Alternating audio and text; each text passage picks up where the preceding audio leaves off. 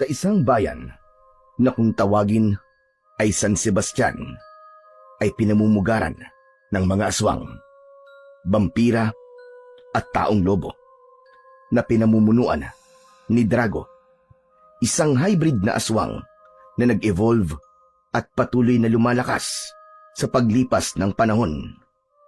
Inuubos nila ang lahat ng mamamayan sa bawat bayan na kanilang nilulusob at sinasakop.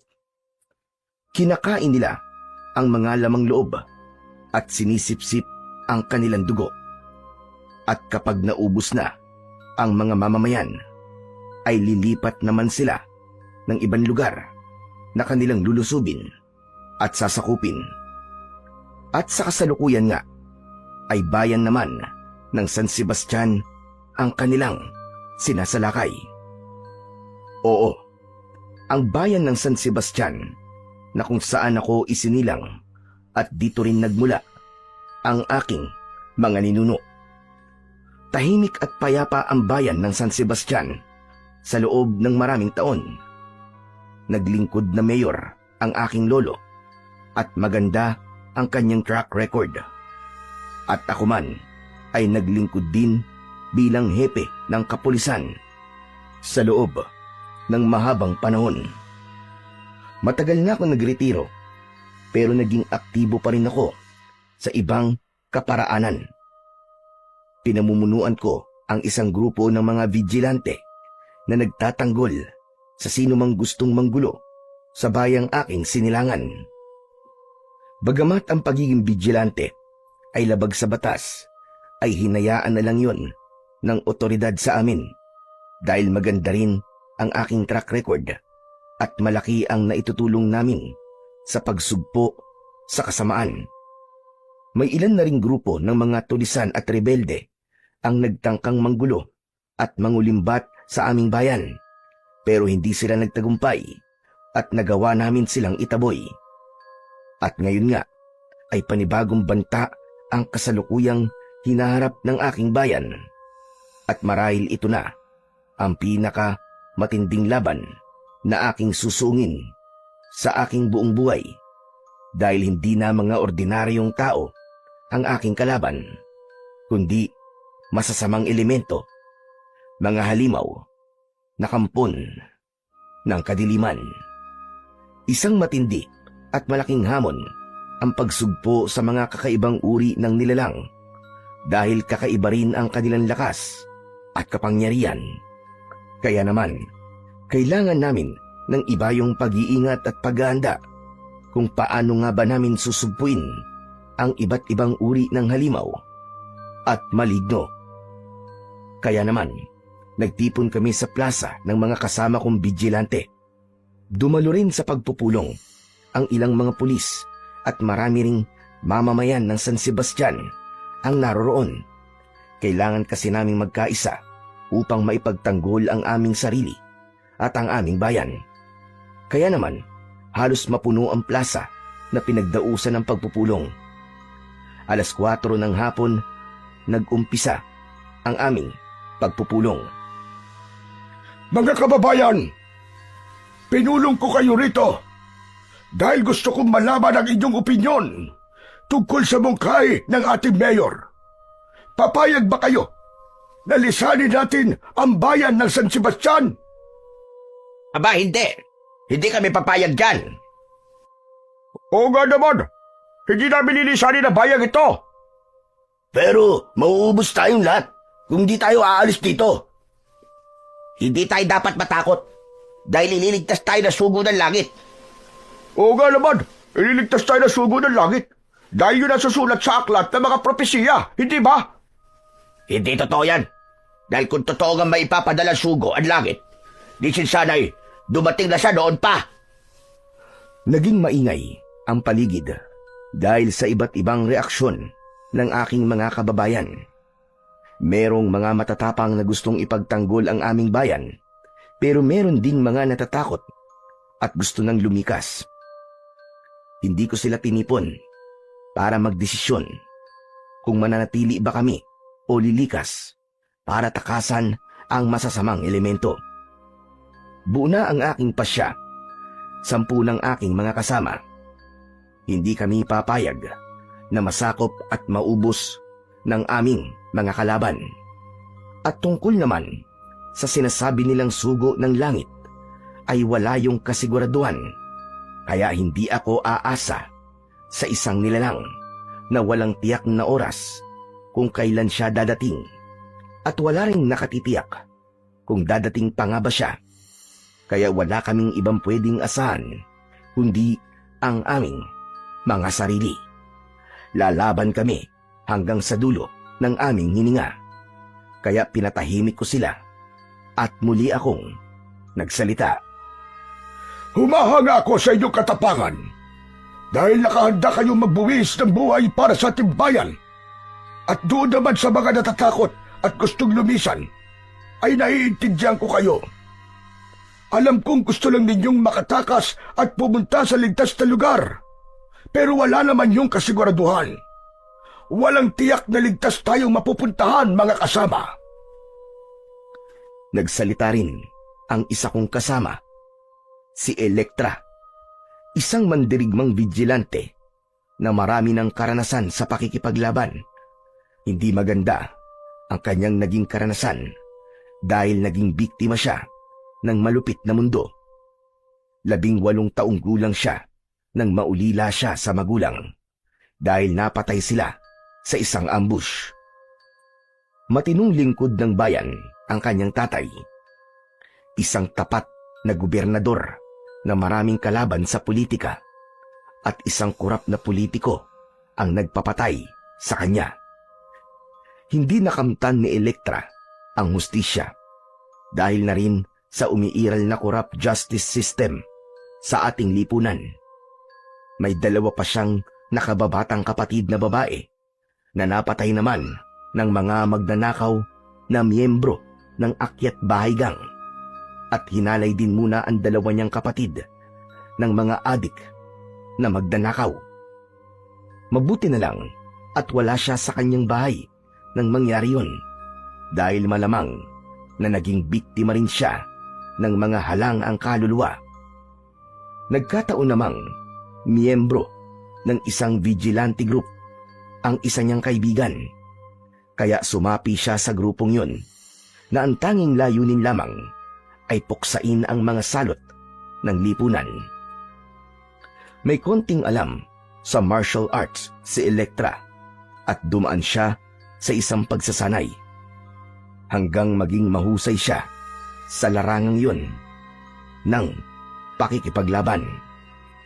May kasapi rin sa kanilang grupo na Filipino-Japanese, si Hikaru, na dating ninja.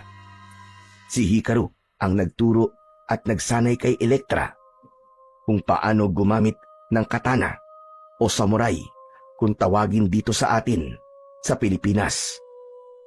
Pero matagal nang hindi kasapi ng vigilante si Hikaru dahil pumunta siya ng Japan at hindi na nagbalik pa sa Pilipinas.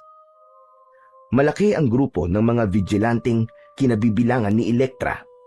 Iba't ibang klase ng tao ang kasapi rito na may iba't ibang propesyon, at karamihan sa kanila ay katulad ni Elektra na naging biktima ng maras na mundo. May kasapi rin sa grupo na isang henyong chemist na nakaimbento ng balang yari sa pilak na siyang pumapatay sa mga halimaw. Hindi lang kasi mga salot ng lipunan ang naging kalaban ng kanilang grupo, kundi pati na rin mga maligno. Maging ang espada ni Elektra ay yari sa pilak at kumikinang pa dahil sa sobrang kintab, at marami ng kampon ng kadiliman ang napatay ng espadang yon, katulad ng aswang, tikbalang, vampira, kapre, taong lobo, nuno sa punso, mangkukulam, at iba't ibang uri ng maligno.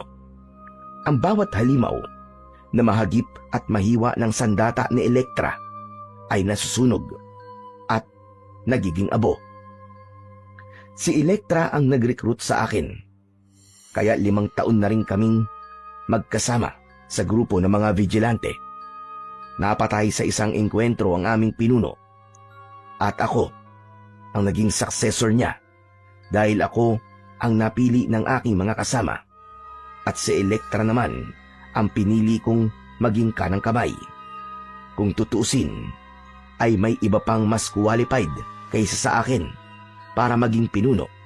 Pero dahil na rin sa aking matagal na karanasan bilang dating hepe ng pulisya, ay ako ang pinili nila para sila ay pangunahan sa pagpapatuloy ng aming misyon. Ama, si Lolo Pedong, kailangan nating ipagtanggol ang ating bayan. Marami tayong kalaban at hindi sila mga ordinaryong nilalang lang. Mga kampon sila ng kadiliman. Pero naniniwala akong magagapi natin sila kung tayong lahat ay magkakaisa. Sumang-ayon ang mga matatapang at sumigaw sila at sabay-sabay na sinambit ang katagang lalaban tayo. Lalaban tayo.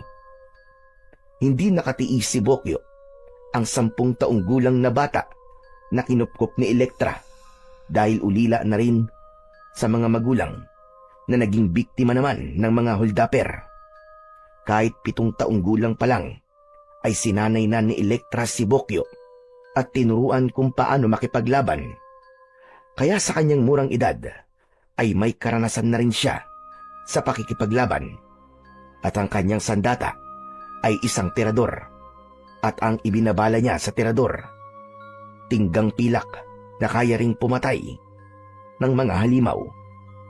Nasusunog din at nagiging abo ang bawat halimaw na tinitirador ni Bokyo. Tumayo sa harapan si Bokyo at buong yabang na ipinagmalaki ang kanyang sandatang tirador. Kasama rin akong lalaban sa mga halimaw. Nakikita niyo ba tong hawak kong tirador? Ito ang aking sandata. Pilak na tingga ang bala ko rito. At marami na rin akong napatay na aswang, vampira at tikbalang.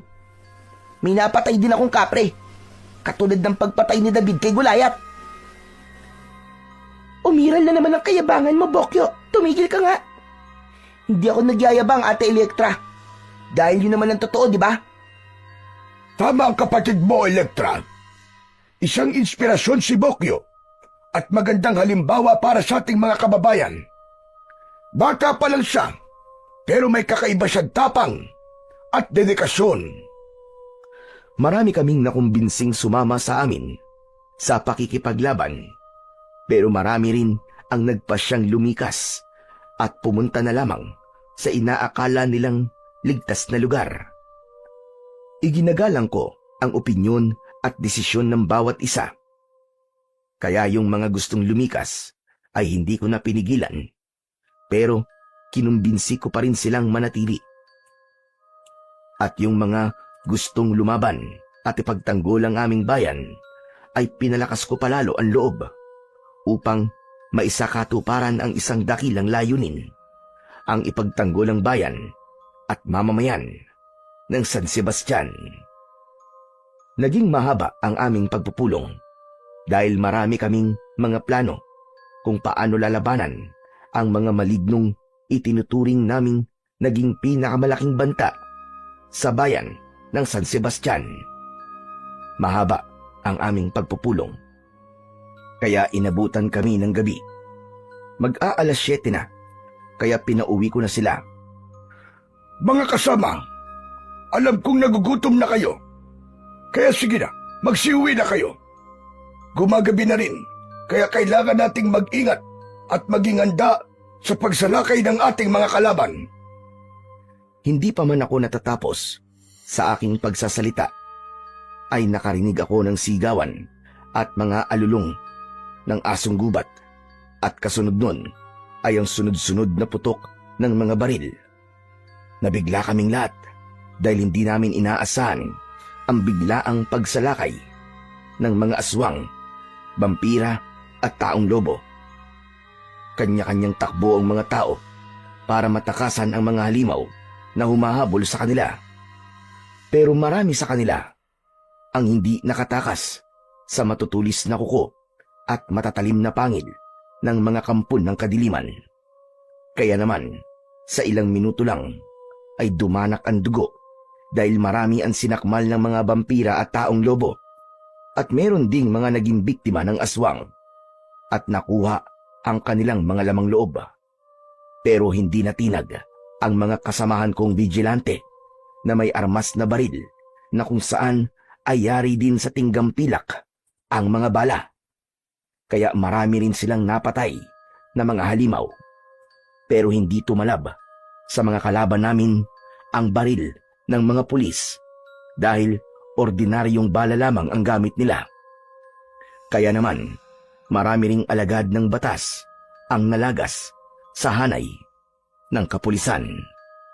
Naging maigpit ang pakikipagtunggali namin sa mga kampo ng kadiliman, pero kami pa rin ang nanaig sa bandang huli dahil tumakbo at tumakas ang aming mga kalaban. Ganun pa man ay marami silang naging biktima, kaya nagkalat sa buong paligid ang mga bangkay, nawakwak ang leeg at butas-butas ang katawan. Nakakalat din ang mga abo ng halimaw na aming napatay. Subalit alam naming hindi doon natatapos ang laban at sa katunayan ay umpisa pa lamang yon ng aming pakikidigma at masahol pa sa salot ng lipunan ang aming mga kalaban. Biglaan ng pagsalakay ng mga halimaw na yun. Hindi natin napagandaan.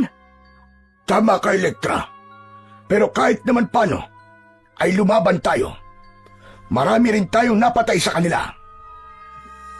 Pero ang mga kasamahan na lang nating vigilante ang naririto. Umuwi na ang ating mga kababayan.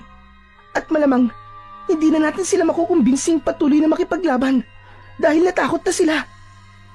Yun na nga ang problema natin ngayon. Kulang ang tauhan natin. Kaya maaaring maubos din tayo dahil mas marami ang ating kalaban. Siya nga pala, Lolo Pedong. Anong gagawin natin sa mga nakakalat na bangkay? Hindi na siguro sila kukunin ng mga kamag-anak nila. Maghahanap na lamang tayo ng bakanting lote na paglilibingan nila. Mas buryal ang mangyayari. Humingi tayo ng tulong kay Mayor.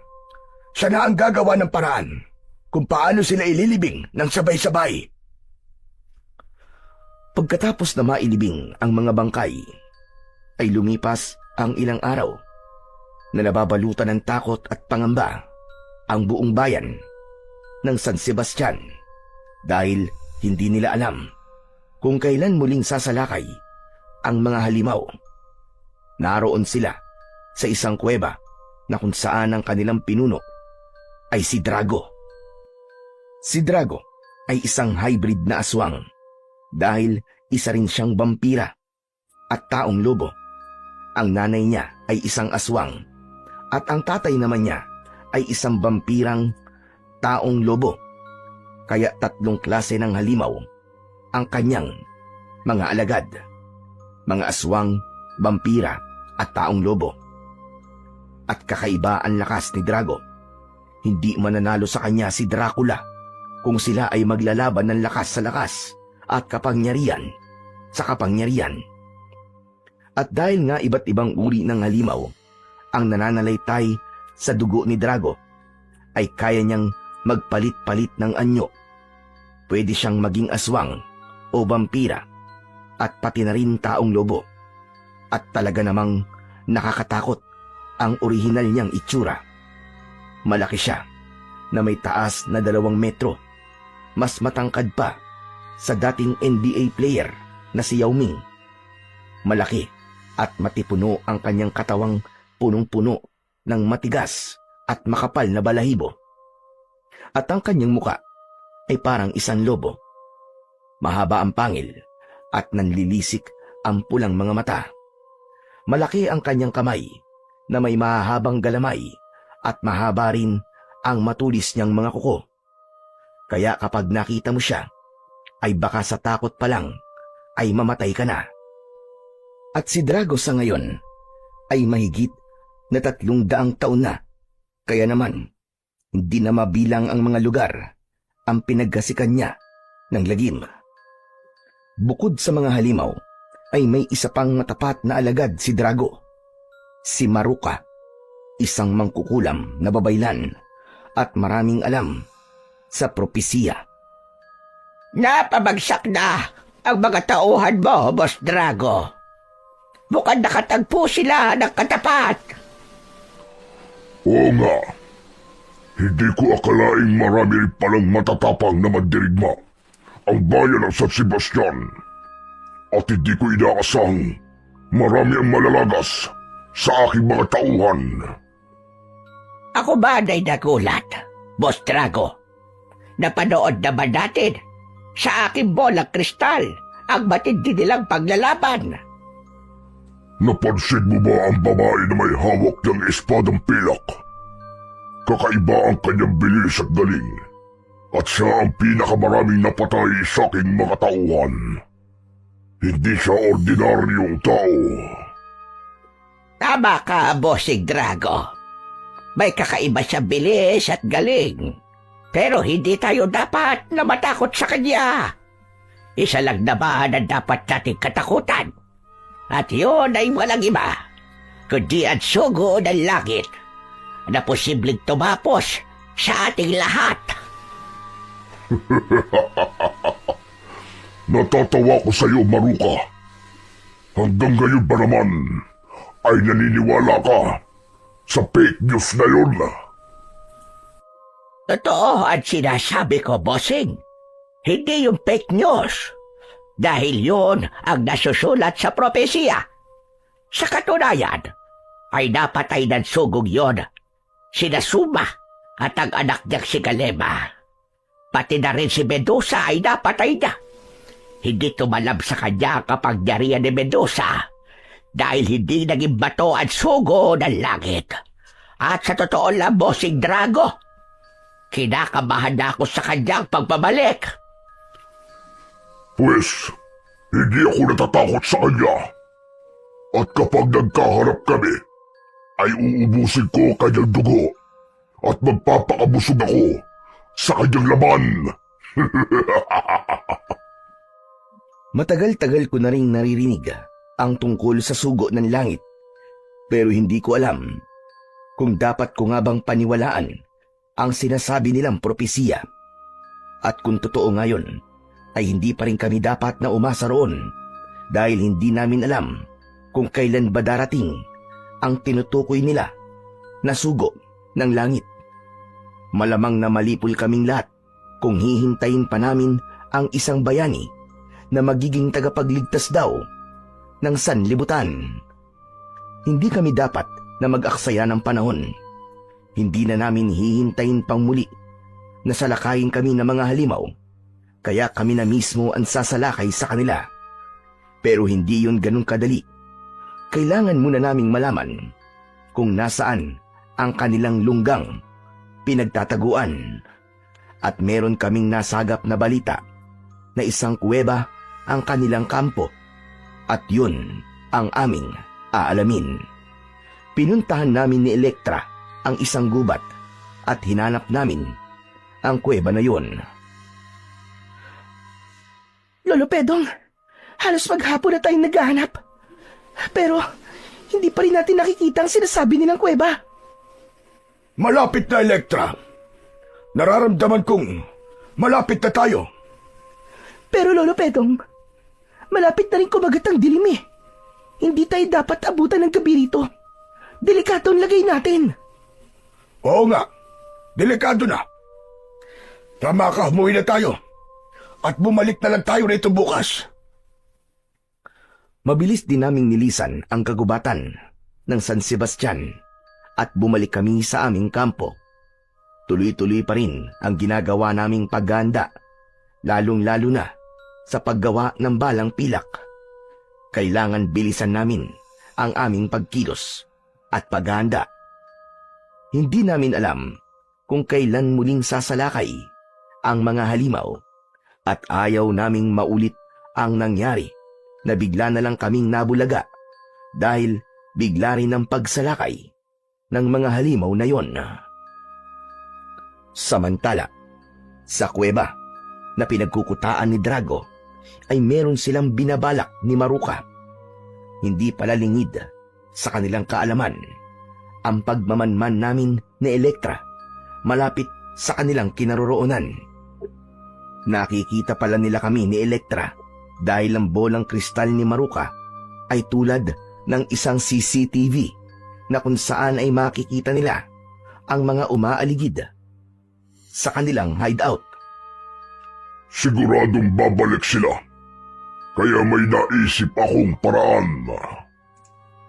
Anong paraan, Bossing Drago? May ipapagawa kong misyon sa'yo. Kailangan kita para maisakatuparan ang aking plano. Anong mission yon, Bossing Drago? Baka naman mission impossible yan, Bossing. Gusto ko yan. Patutunayan ko sa inyong mas magaling ako kay Tom Cruise at James Bond. Huwag ka lang puro yabang, Maruka. Gawin mo ng maayos ang ipinagagawa ko. Hindi ito isang laro. Kinabukasan din ay bumalik kami ni Elektra sa gubat at umaasa akong matatagpuan na namin ang hinahanap naming kuweba na pinagkukutaan ni Drago. Nagpatuloy kami sa pagsasaliksik. Alam ko, malapit na kami. Malapit na naming matagpuan ang aming hinahanap. Dito tayo huminto kahapon. At alam kong malapit na tayo. Paano? Kung makita nila tayo dito, Lolo Pedong. Kasalukuyan silang natutulog at nagpapahinga. Kaya walang makakakita sa atin. Tulog! Tulungan niyo ako! Saklolo! Isang tinig ng matandang babae ang aming narinig na humihingi ng tulong. Kaya pinuntahan namin kagad. Nakita namin si Maruka na nakahandusay at nilapitan namin. Naku, Lola! Lola, ano po nangyari sa inyo? Nahilo ako at natumba. Gutom na kasi ako. Paano yan? Wala kaming dalang pagkain dito. Ano bang ginagawa mo rito? At bakit ka napadpad dito? May mga kasama ako. Pero napatay sila. Napatay sila ng mga aswang. Diyos ko po, mabuti naman at hindi nila kayo pinatay. Matanda na raw kasi ako. At hindi na raw sariwa ang aking dugo at laman. Kaya't pinabayaan na lang nila ako. At mabaho ka na rin. Kahit naman ako yung aswang, hindi kita kakainin kahit gutom na ako. Ako rin, kahit aswang ako, hindi rin kita pag-iinteresan. Ayokong kumain ng laman na matandang panot at mukhang butike. Tama na po yan. Huwag na po kayo magtalo. Ano to? Paano yan, Lolo Pedong? Kailangan nating isama si Lola. Ano ka ba? Pendong? Bagay na bagay sa itsura mo ang pangalan mo, Pendong. Pendong Panot. Ikaw ba? Anong pangalan mo? Maruka. Pangalan pa lang, nakakasuka na. Bagay din sa'yo. Mukha ka kasing bruha. Tama. Isa ka akong bruhang magkukulam. Naku, patay. Nadulas yata ang dila ko. Ang kukulit niyo naman eh. Tayo na nga po, Lolo Pedong. Umuwi na tayo. At isama na natin si Lola Maruka. Isinama na nga namin si Maruka sa aming kampo at wala kaming kaalam-alam na yun pala talaga ang plano ni Drago. Ang gawing espiya ang alalay niyang si Maruka. Pero kung tutuusin, ay hindi nila kailangan mag-espiya dahil nakikita naman nila kami sa bolang kristal ni Maruka. Marahil ay dahil yun sa limitasyon ng bolang kristal. Nakikita nila ang aming ginagawa pero hindi naman nila naririnig ang aming pag-uusap. Kaya naman, para lang CCTV ang bolang kristal ni Maruka. Hindi namin alam kung ano talaga ang binabalak ni Drago, kaya wala rin kaming alam sa panganib na aming haharapin. At nakuha ni Maruka ang aming tiwala dahil marami siyang alam na magpapatindi sa aming pagiging curious. At yun ay walang iba, ang tungkol sa sugo ng langit. Naniniwala rin pala kayo sa sugo ng langit, Lola Maruka? Oo naman. Dahil yon ay isang propesiya na siguradong magaganap. Noon pa man, ay marami na naghihintay sa pagbabalik ng sugo ng langit. Pero, bakit wala pa rin siya hanggang ngayon? Baka naman, traffic din ang daan mula langit hanggang Pilipinas. Hoy, ikaw Padot! Huwag mong gawin biro ang pagbabalik ng sugo ng langit. Hoy, bruha! Huwag ka rin basta-basta maniniwala sa iyong naririnig. Baka fake news lang yan. Ay nako, parehong-pareho kayo ni Bossing. Ganyan-ganyan din kasi ang kanyang sinasabi. Lola, sino pong bossing ang tinutukoy nyo? Naku patay, nadulas na naman ang dila ko. Baka si Bossing Big Soto. Tama ba ako ha, Maruka? Hindi yon. Si Bossing ko rimawan tinutukoy ko. Hindi rin kasi siya naniniwala sa propesiya. Nang sumunod na araw, ay bumalik kami sa hinala naming pinagtataguan ni Drago. Pero hindi na namin yon makita. Hinalughog namin ang buong paligid. Subalit parang paikot-ikot lamang kami na parabang ginamitan kami ng isang mahika.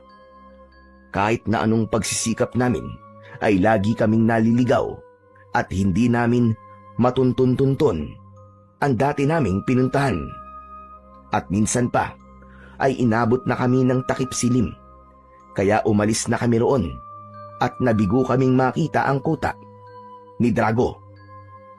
Madilim na nang makalabas kami sa kagubatan ng San Sebastian. At sa aming paglalakad, may narinig kaming malakas na ugong.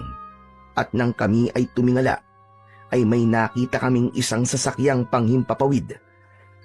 At kahit madilim, ay alam naming bilog ang hugis nun dahil may nakapalibot na maraming ilaw sa sasakyang yon. Para yung isang UFO na mabilis na bumubulusok pababa at marahil ay nawalan ng kontrol at siguradong babagsak. At ilang sandali pa ay nakarinig kami ng pagsabog dahil bumagsak nga ang sasakyang yon.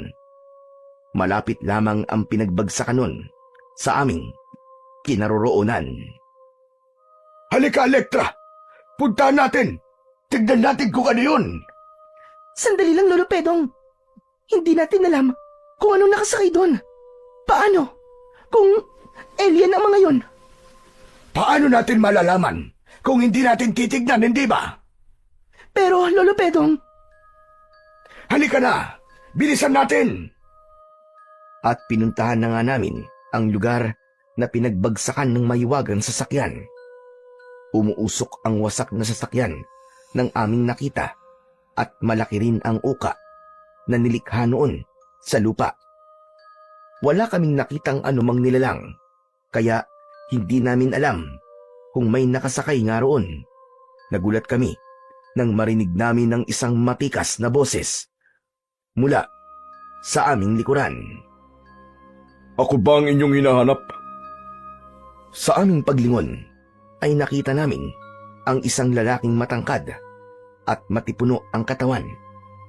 May suot siyang damit pandigma na parabang isang Roman soldier, at kahit may suot siyang helmet ay kita pa rin namin ang kanyang kagwapuan. Mukha siyang artista kung tutuusin. Kamuka ni Dingdong Dantes. May hawak siyang mahabang espada na kulay ginto. sino ka? Ako si Apollo, ang sugo ng langit. Sugo ng langit? Kung ganun, ay totoo nga. Totoo nga ang nakasulat na propesiya sa banal na aklat. Hindi ako makapaniwala sa aking nakita. At naitanong ko sa aking sarili, siya na nga ba talaga? Siya na ba ang sugong tagapagligtas na matagal nang hinihintay ng sangkatauhan? Ilang sandali pa ang lumipas at nakarinig kami ng mga alulong ng taong lobo at huni ng mga vampira at aswang. Isang grupo ng mga halimaw ang papalapit na sasalakay sa amin. Huwag kayong matakot. Akong bahala sa kanila. Mabilis ang mga sunod na pangyayari. Pero mas mabilis ang naging pagkilos ni Apollo. Singbilis ng kidlat. Kaya naman, mabilis din niyang napatay at inubos ang mga halimaw na lumusob sa amin. At sa aking tansya ay nasa mahigit na 30 halimaw silang lahat. At tunay ngang kamangha-mangha ang bilis at tapang ni Apollo dahil tinapos niya ang kanyang mga kalaban sa loob lamang ng 1 minuto. Kaya naman, hindi na kami nagduda pa ni Elektra. Isang matibay na ebidensya ang aming nasaksihan. Si Apollo nga, ang sugo ng langit. Tuwang-tuwa kami ni Elektra dahil nabuhay ang aming pag-asa. Totoo nga palang may sugo ang langit na magliligtas hindi lamang sa bayan ng San Sebastian, kundi sa buong mundo. At isang malaking karangalan ang makilala namin siya. Inanyayahan namin si Apollo na sumama sa aming kampo at malugod naman niya kaming pinaunlakan. At malugod din siyang tinanggap ng aming mga kasama. At siya ang nagbigay sa amin ng lakas ng loob para maging matapang at hindi matakot sa aming mga kalaban. Pero sa pagdating ng isa pang panauhin, ay isa namang panauhin ang nawala at biglang lumisan. Teka, nasan pala si Lola Maruka? Umalis siya, Ate Elektra. Ano? Saan daw siya pupunta? Hindi niya sinabi, pero babalik din daw siya kagad. Anong oras ba siya umalis? Kanina pa po, pagkatapos namin magtanghalian. Ganun ba? Pero bakit wala pa rin siya hanggang ngayon? Malalim na ang gabi ah. Huwag na natin siyang hintayin, ate. Bukas na siguro siya babalik. Mabuti pa nga siguro kung bukas na lang siya ng umaga uuwi dahil delikado na pag ganitong oras. Sa totoo lang, ay nahihiwagaan ako kay Maruka dahil may pagka-misteryosa siya. Hindi ko pa rin lubos maisip kung ano ang ginagawa niya sa gubat nang siya ay aming matagpuan. Para kasing hindi ka panipaniwala ang kanyang kwento. Ang sabi niya ay meron siyang mga kasama na pinatay ng aswang. Meron bang aswang na sumasalakay sa katanghalian ng araw? Kahit ang mga vampira at taong lobo ay takot din sa sikat ng araw. Ayoko nang pasakitin pa ang ulo ko dahil hindi naman big deal sa amin kung sino nga ba talaga si Maruka dahil hindi namin siya kailangan. Si Apollo ang dapat naming pagtuunan ng pansin dahil siya ang sugo ng langit na magliligtas sa aming lahat. Kaya naman, nagkaroon kami ng pagpupulong tungkol sa gagawin naming paglusob sa kuta ni Drago. Pero ayon kay Apollo, ay hindi raw dapat kami maging padalos-dalos. Kailangan daw naming maghintay ng magandang pagkakataon. Ano pa bang magandang pagkakataon nang hihintayin natin, Lolo Pedong? Kung tutuusin nga, ay hindi na tayo kailangan ni Apollo. Nakita naman natin kung gaano siya kabilis at kalakas. Naisip ko na rin yan, Elektra. Kayang-kaya ni Apollo na ubusin ang mga halimaw kahit mag-isa lang siya. Pero wag nating iasa sa kanya lahat. Kailangan magkaroon din tayo ng partisipasyon. Kaya hihintayin na lang natin ang kanyang go signal, ganun ba? Ganun na nga. Dahil sa pagkakataong ito, ay hindi na ako ang pinuno ng ating grupo, kundi ang sugo na ng langit. Siya ang dapat nating sundin at pakinggan. Kinabukasan ay hinintay namin ang pagbabalik ni Maruka, pero hindi siya dumating. Kung sa bagay, mas mabuti na rin yun dahil wala naman siyang maitutulong sa amin. At sa halip ay madadagdag lang siya sa mga dapat naming alalahanin. At ng mga sandaling yon ay nagbalik na pala siya sa loob ng kuweba at nagulat kay Drago tungkol sa lahat ng kanyang nakita sa aming kampo. Dahil ang misyong ipinagawa sa kanya ni Drago ay maging espiya at tiktikan ang mga ginagawa namin. Kumusta na ang misyon mo? Nagawa mo ba? Nagalugad mo ba ang buo nilang kampo? Oo, bossing. Iba pa rin pala talaga ang nakikita ko ng personal kaysa roon sa nakikita natin sa bola kristal. Marami ba ang tauhan ni Pedong? Marami, bossing. At highly organized ang kanilang grupo. Mahuhusay ang kanilang panday. Nakita ko kung paano nila ginagawa ang mga balang yari sa tingga at pilak. Tunay ngang mahusay sila dahil nakatuklas sila ng sandatang papatay sa atin. Sige, Maruka. Bumalik ka sa kampo nila at ipagpatuloy mo ang iyong pagmamatsyag. Areglado, bossing. Pupunta ulit ako roon at sa aking pagbabalik ay mas marami ang dadalhin kong impormasyon sa inyo. Bumalik nga sa aming kampo ang bruhang si Maruka at hindi ko na yun inaasahan pa. Ang buong akala ko ay hindi na siya magbabalik. Bagamat nagdududa ako sa kanya, ay tinanggap pa rin uli namin siya dahil wala naman akong nakikitang banta sa kanya. Ano bang magagawa ng isang matandang babae laban sa amin? Pero nagkamali ako dahil isang anay pala ang pinapasok namin sa aming tahanan. Isang anay na sisira sa aming tahanan. Saan ka nang galing? Bakit ngayon ka lang bumalik? May dinalaw lang ako kamag-anak dito sa bayan ng San Sebastian. At bakit ka nagbalik? Meron ka bang nakalimutan? May problema ba, Pedong? Hindi na ba ako welcome dito? Wala akong sinasabing ganyan. Nagtataka lang kasi ako. Naroon ka na sa mga kamag-anak mo. Pero, nagbalik ka pa talaga rito. Namimiss ko kasi sina Bokyo at Elektra. Ako, hindi mo ba ako namimiss? Bakit sino ka ba sa buhay ko para ikaw ay mamiss ko? Magpalago ka muna ng buhok at baka sakali pa. Sa paglipas ng ilang araw, ay patuloy ang aming paghahanda para sa aming pagsalakay sa kuta ni Drago. Nagpaalam sa akin si Apollo dahil siya na lang daw mag-isa ang magmamatsyag at maghahanap sa kinaroroonan ni Drago. Ilang araw ang lumipas pero hindi pa rin siya nagbabalik. Kaya naman, nabahala kami at nag-alala na baka may hindi magandang nangyari sa kanya. Bakit ganun? Ano kayang nangyari sa kanya? Baka naman natagalan lang siya sa paghanap. At pwede rin, may iba siyang pinuntahan. Pero Lolo Pedong, saan naman siya pupunta?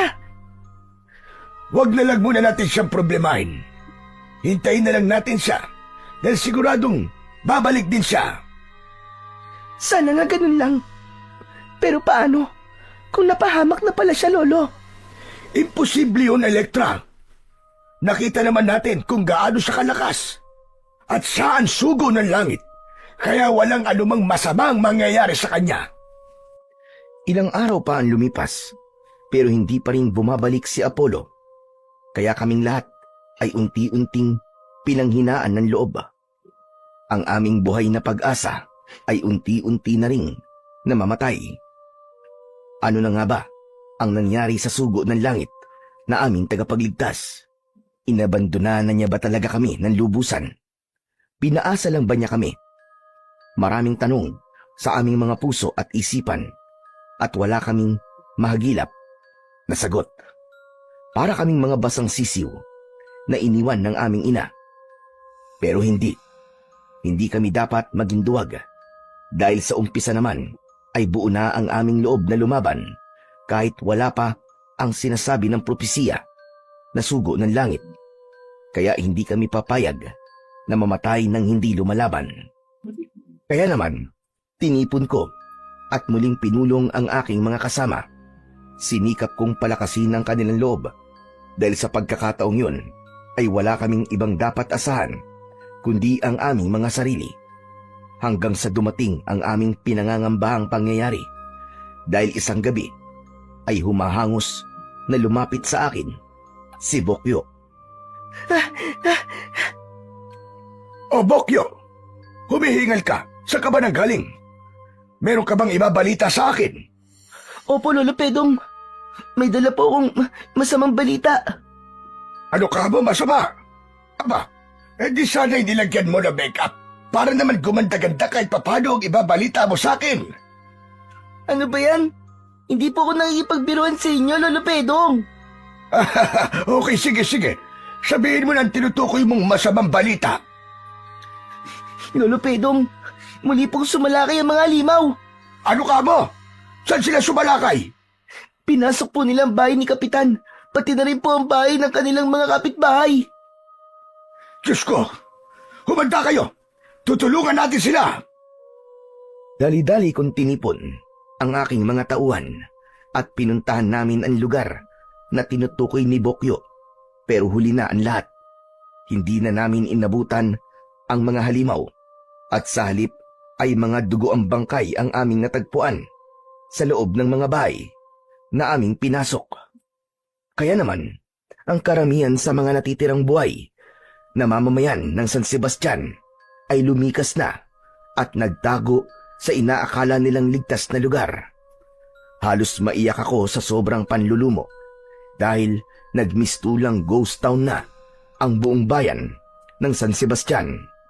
At ang isa pang labis kong ikinalulungkot ay marami akong kamag-anak na kasamang naging biktima ng mga halimaw sa pangalawang beses nilang pagsalakay. Sobrang sakit dahil wala akong nagawa para maipagtanggol sila. Hindi na ako makapagtimpi. Halos manginig na ang buo kong katawan sa sobrang galit sa mga halimaw na yon. Gusto kong maghiganti, pero hindi ko alam kung saan ko sila hahagilapin. Galit na galit din ang aking mga kasamang vigilante dahil marami rin sa mga kamag-anak nila ang naging biktima ng mga halimaw. Kinabukasan ay muli kong tinipon ang aking mga tauhan. Hindi ko alam kung saan ang eksaktong lugar na pinagtataguan ni Drago at ng kanyang mga alagad, pero pupunta pa rin kami sa pinuntahan namin ni Elektra. Ilang beses na kaming naligaw sa lugar na yon, pero sisikapin pa rin naming matuntun ang kuta ni Drago, kasama man namin o hindi, ang sugo ng langit. Maaga tayong sasalakay sa kuta nila. Susurpresahin natin sila habang sila ay natutulog at nagpapahinga. Tama si Lolo Pedong. Huwag na nating hintayin pa ang muli nilang pagsalakay. Kaya tayo na mismo ang sasalakay sa kanila. Siyempre kasama ako.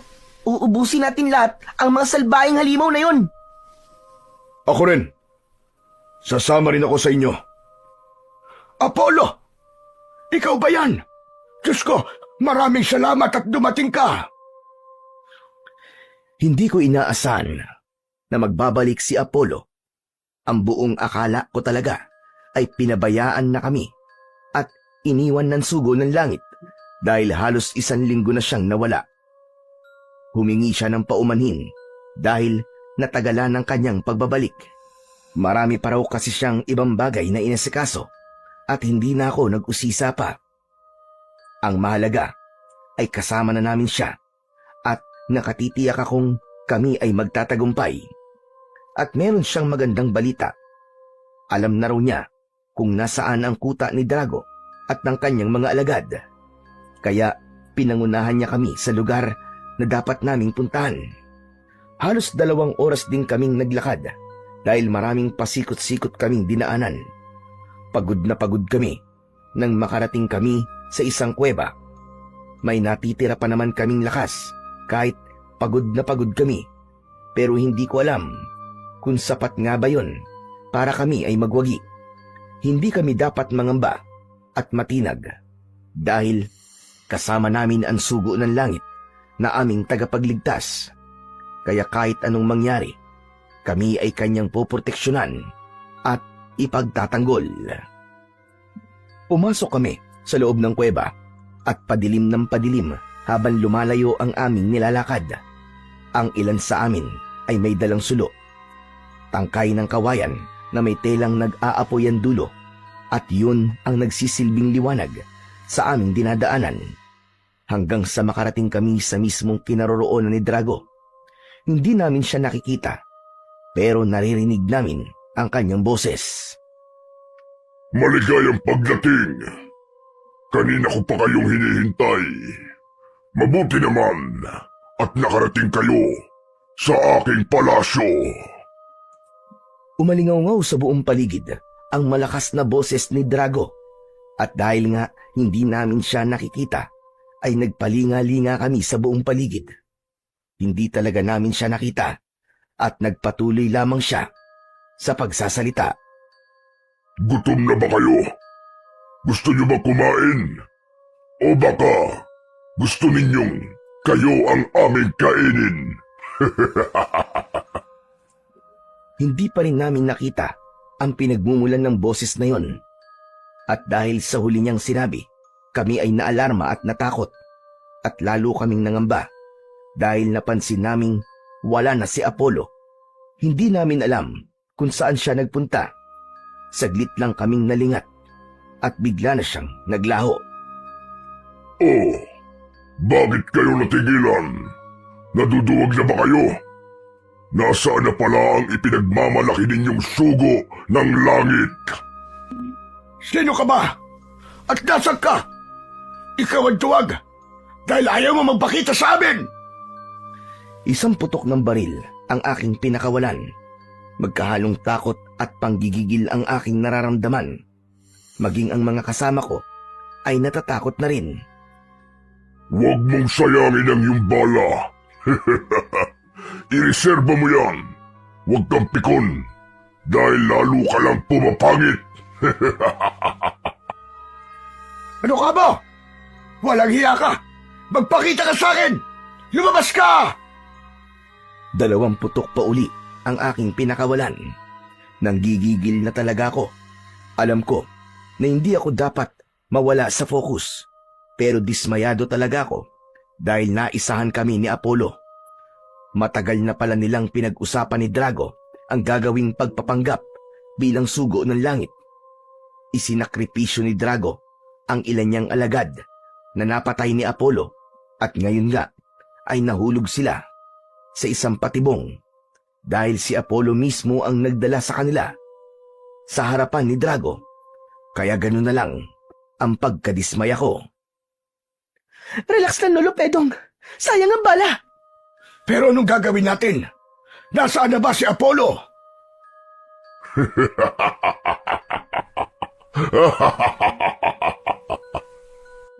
Ayop ka. Bakit ka matawa ng tawa? Meron ba nakakatawa? Oo naman. Natatawa ko sa inyong dalawa ng lolo mong panot. Mga utu-utu kayo at gunggong na naniniwala sa fake news. Hindi totoo ang sugo ng langit. Kalokohan lang yun. Ano? Anong ibig mo sabihin? Nahulog kayo sa aking patibong. Madali kayong nauto at naniwala sa isang palabas. Magaling, Apollo. Magaling. Maraming salamat. Walang anuman, Boss Drago. Maliit na bagay. Walang iya ka, Apollo. Walang iya ka. Nilinlang mo kami. Huwag niyong sisihin si Apollo, kundi ang mga sarili niyo. Mga tanga-tanga kasi kayo. Ayop talaga kayo. Mga hayop. Mga demonyo kayo. Magpakita kayong dalawa sa akin dahil tatantarin ko kayo ng pinong-pino. Matapang ka talaga, Elektra. At maganda ka rin. Sayang naman ang iyong ganda at tapang kung mamamatay ka lang. Kaya aalukin kita ng isang magandang posisyon. Gusto mo ba na maging reyna ng aking kaharian? No way! Over my dead body! Mamamatay na muna ako bago mangyari ang ilusyon mo! Sige, sinabi mo eh. Your wish is my command. Makalipas ang ilang saglit, ay biglang napuno ng usok ang buong paligid. At nang malanghap namin ng amoy ng usok, kaming lahat ay nahilo at nakatulog. Nagtagumpay sa kanyang plano si Drago. Inutusan niya ang isa niyang tauhan si Apollo para magpanggap na sugo ng langit. Madali kaming napaniwala. Isinakripisyo ni Drago ang ilan niyang alagad para maisakatuparan ang kanyang binabalak. Si Apollo, na inakala naming katuparan ng propesiya, ay isa palang huwad na sugo ng langit. Nagtagumpay si Drago at naging biyag niya kaming lahat. Magaling, bossing! Napakaganda ng iyong ideya. Pero ano ngayon ang gagawin natin sa ating mga bihag? Ano bang magandang gawin sa kanila, Maruka? Ano pa ba, bossing? E di kainin mo kanilang mga laman loob at sipsipin ang kanilang mga dugo. Alam ko, bossing, gutom na gutom ka na.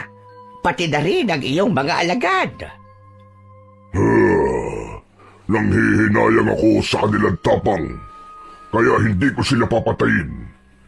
Gagawin ko silang alagad, at si Elektra naman ang aking magiging reyna. Pero, bossing, paano mo gagawin yon? Kakagating ko lang sila ng bagya sa kanilang mga leeg, at sa loob ng 3 araw ay magbabagong anyo na sila. Magiging halimaw din silang lahat at magiging aking alagad. Hindi ko nga lang alam kung anong itsura ang kanilang kalalabasan.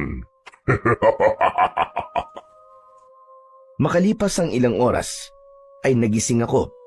Ganun na lang ang aking pagkabigla dahil sa aking pagbangon ay nabungaran ko si Maruka at ikinuwento niya sa akin ang buong katotohanan. Isa raw siyang bruhang mangkukulam na alagad ni Drago at nagpanggap din siya para maging espiya. Kaya minsan ay nadismaya na naman ako dahil hindi lang si Apollo ang nanloko sa amin, kundi pati na rin ang bruhang si Maruka. Itinanong ko sa kanya kung nasaan si Elektra at ang iba ko pang mga kasama. Dinala niya ako sa kanilang malaking kulungan. Naroon silang lahat at hindi pa rin nagigising at napansin kong may kagat sa kanilang mga leeg. Ano nangyari sa kanila? Bakit may kagat sila sa kanilang mga leeg? Huwag kang mag-alala, Pedong. Hindi sila mamamatay dahil maliit na kagat lang ang ginawa ni Bossing. Kung ganon, anong mangyayari sa kanila? Magigising sila pagkalipas ng 3 araw. Pero magbabagong anyo na silang lahat. Lahat sila ay magiging vampira o aswang at magiging alagad ni Bossing. Si Elektra, nasaan siya? Huwag kang mag-alala. Nasa maayos siyang kalagayan dahil VIP treatment siya para kay Bossing. Anong ibig mo sabihin?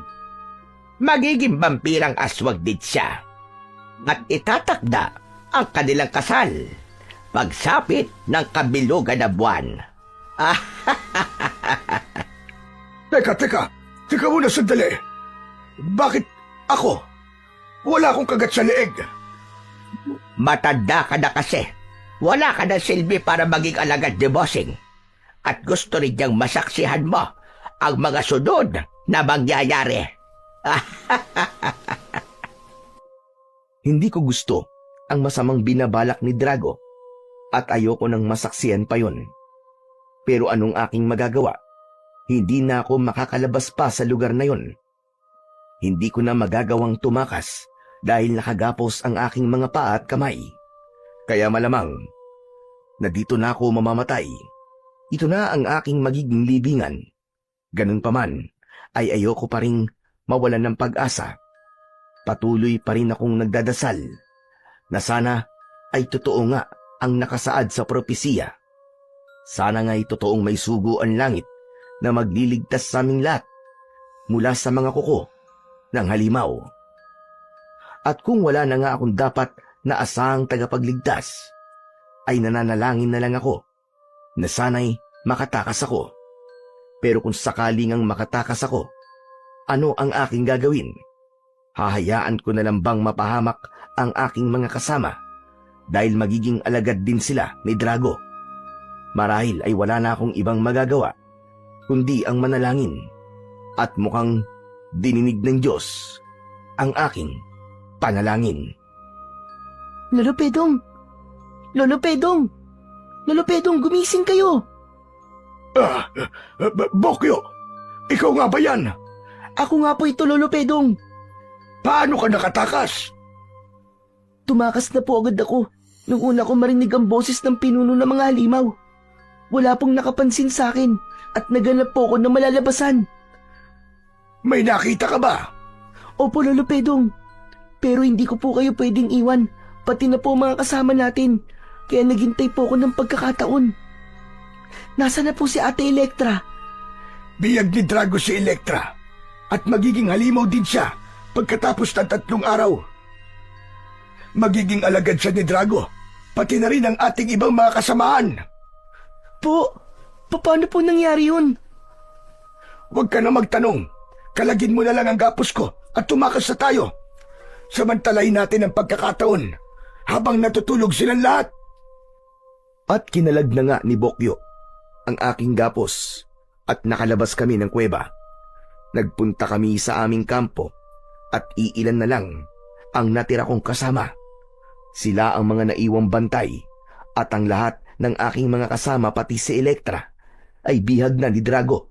At hindi ko alam kung may magagawa pa nga ba kami upang mapigilan ang pagbabagong anyo ng aking mga kasama.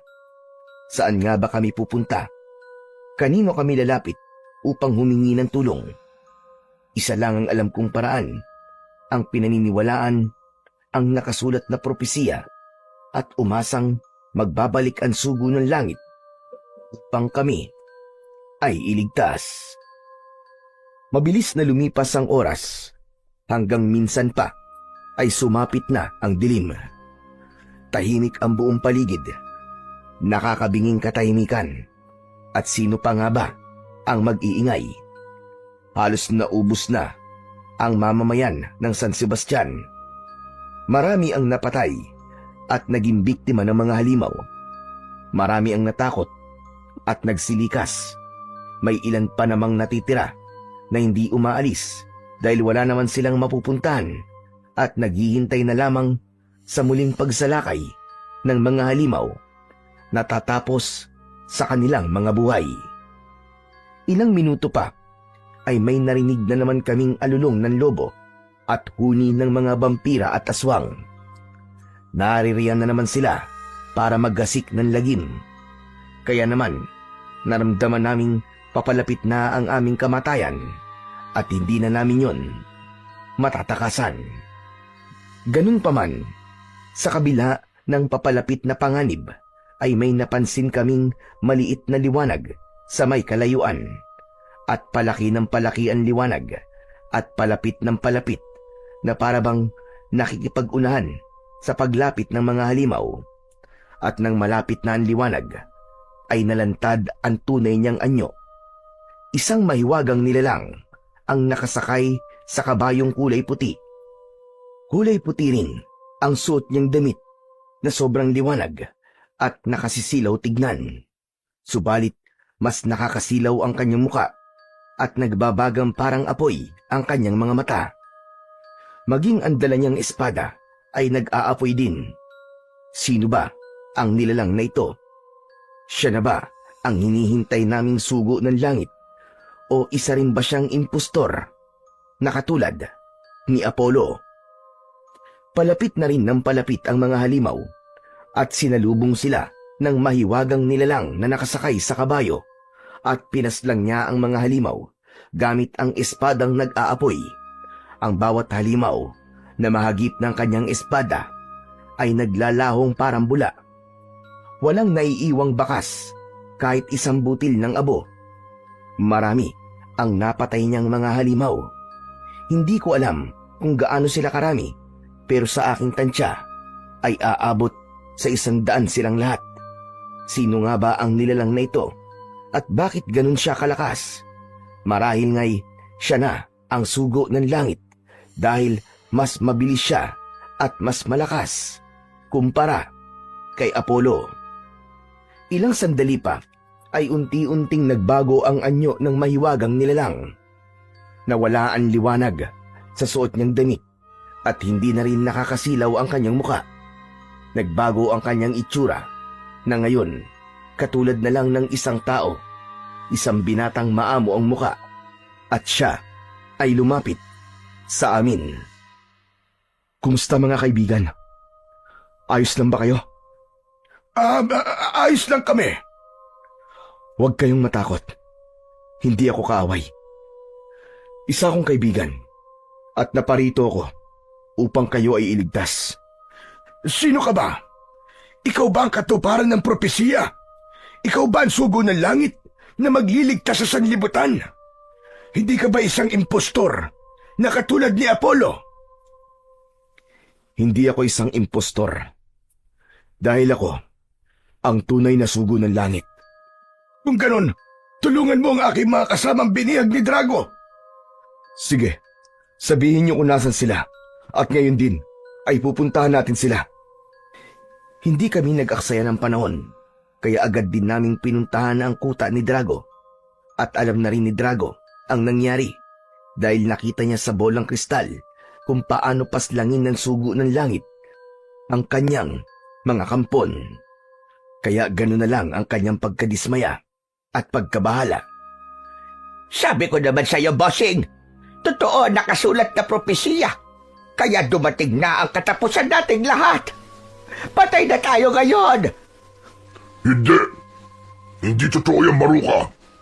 Dahil si Apollo ang papatay sa sinasabi mong sugo ng langit. Nakita mo naman, bossing, kung gaano siya kalakas. Kaya maging si Apollo ay walang magagawa laban sa kanya. Tumahimik ka. Ayoko nang makakarinig ng kahit na ano tungkol sa lecheng sugo ng langit na yan. Tingnan mo, bossing. Tingnan mo ang aking bola kristal. Papunta na rito sila Pedong. Kasama ang sugo ng langit. Tumakas na tayo rito, bossing. Halina kayo. Bakit ba takot na takot ka sa kanya? Dahil nakakatakot naman talaga siya, bossing. Kanino ka ba mas takot? Sa sinasabi mong sugo o sa akin?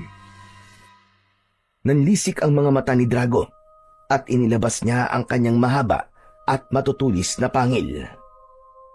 Bossing naman, huwag mo kong tignan ng ganyan na para bang lalapain mo ako. Lalapain talaga kita kapag napikon ako sa'yo, Maruka. Pasensya na, bossing. Pasensya na. Kinakabahan lang talaga ako. Kaya parang gusto kong tumakas. Hindi.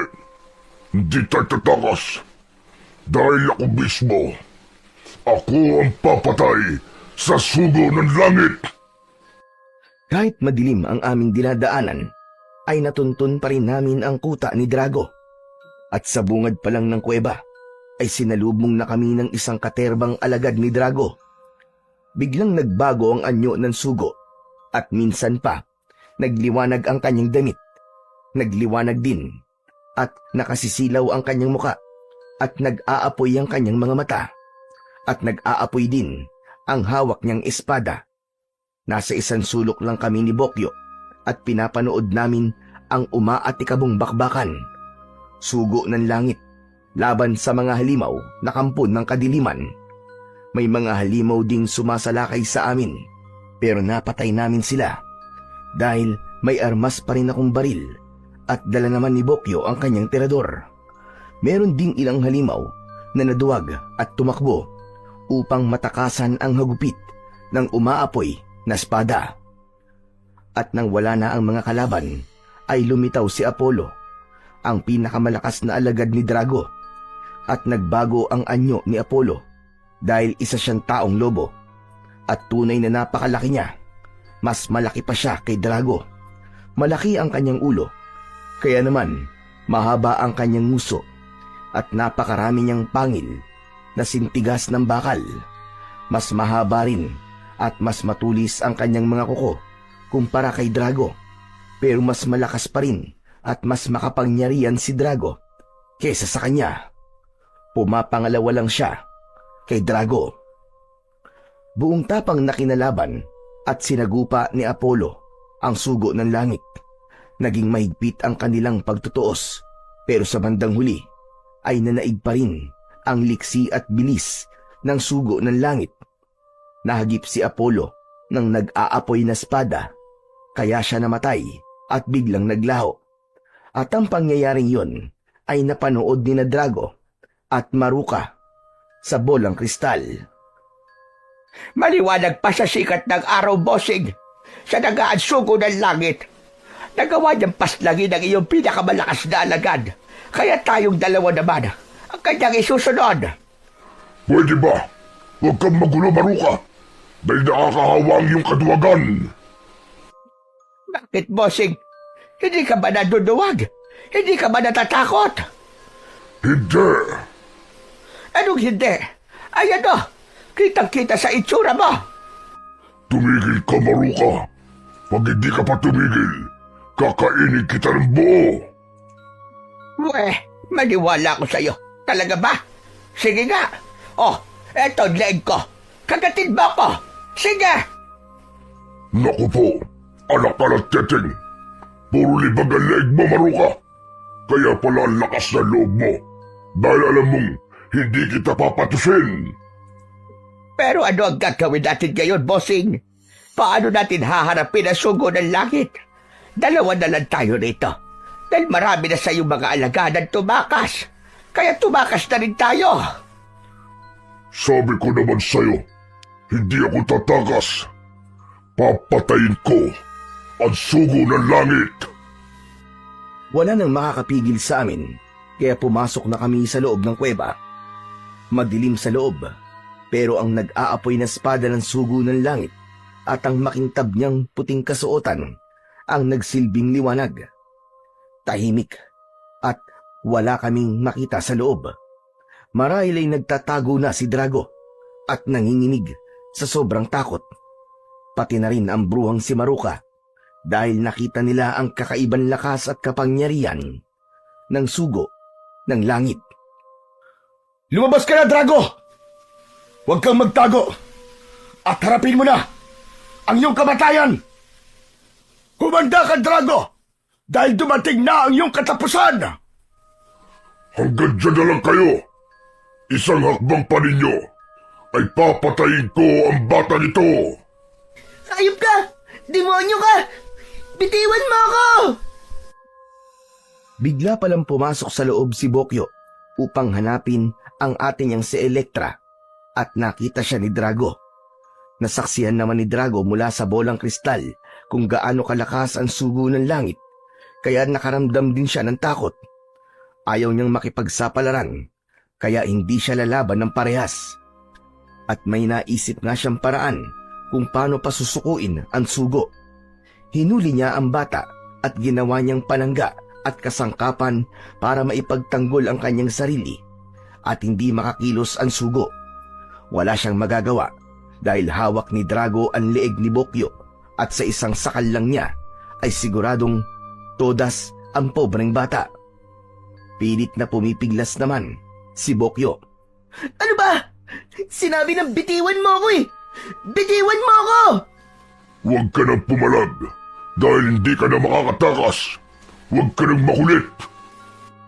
Sa pilit na pagpupumiglas ni Bokyo, ay nagawa niyang kagatin ang isang daliri ni Drago. Aray ko, hayop ka talagang kutog lupa ka. Gusto mo bang ikaw naman ang kagatin ko? Huwag, Drago! Huwag mo siya sasaktan! Sumuko ka na kung ayaw mo mapahamak ang kutong lupang ito. Ibinaba ng sugo ng langit ang hawak niyang espada at nagbago ang kanyang anyo. Katulad ng dati, ay bumalik siya sa anyong tao bilang tanda ng kanyang pagsuko. Hindi niya maaatim na mapahamak ang isang inosenteng nilalang, kaya wala siyang ibang nagawa kundi ang sumuko at maging biyag ni Drago. Iginapos ng maigpit ang kanyang mga paa at kamay. At gano'n na lang ang aking panlulumo at tinanong ko ang aking sarili. Ano na ang mangyayari sa amin? Nabihag na ang sugo, kaya nabihag na rin ba ang aming pag-asa? Ito na ba ang aming katapusan? Saan nga ba hahantong ang lahat? At paano na si Elektra at ang iba ko pang mga kasama, magiging halimaw na rin ba sila at mapapabilang sa alagad ni Drago? Hayop ka, demonyo ka! Anong gagawin mo sa sugo ng langit? Secret! Sige, Drago! Tumawa ka hanggang gusto mo. Dahil sa amin pa rin ang huling halakhak! Di titignan natin. Isinusumpa ko, tanda. Babaligtarin ko ang nakasulat na propesiya. Ano ba talagang gagawin mo sa sugo ng langit? Maghintay ka na lang, matandang panot. Dahil mapapanood mo ang isang magandang palabas. It's showtime! Inipon ni Drago ang natitira niyang mga tauhan dahil sa araw na yon ay magdadao siya ng isang engranding selebrasyon dahil sa gabing yon ay ipagdidiwang nila ang kanilang tagumpay dahil nabihag na nila ang sugo ng langit. Iginapos ni Drago ang mga kamay ng sugo at hinubaran ng damit na pang-itaas at pagkatapos ay itinali rin ang kanyang mga paa at binti at ibinitin ng patiwarik at pagkatapos ay kumuha siya ng latigo at hinagupit niya ang sugo ng langit sa buong katawan. Tuwang-tuwa namang nanonood ang kanyang mga alagad. Bawat hagupit ay dumalatay at may tumitilamsik pang dugo. Kaya ipinikit ko na lang ang aking mga mata dahil hindi ako makatagal sa aking nakikita. Ganun pa man, kahit nakapikit ang aking mga mata, ay naririnig ko naman ang lakas ng bawat hagupit, pati na rin ang mga impit na daing ng sugo. Damang-dama ko rin ang nararamdaman niyang sakit at paghihirap.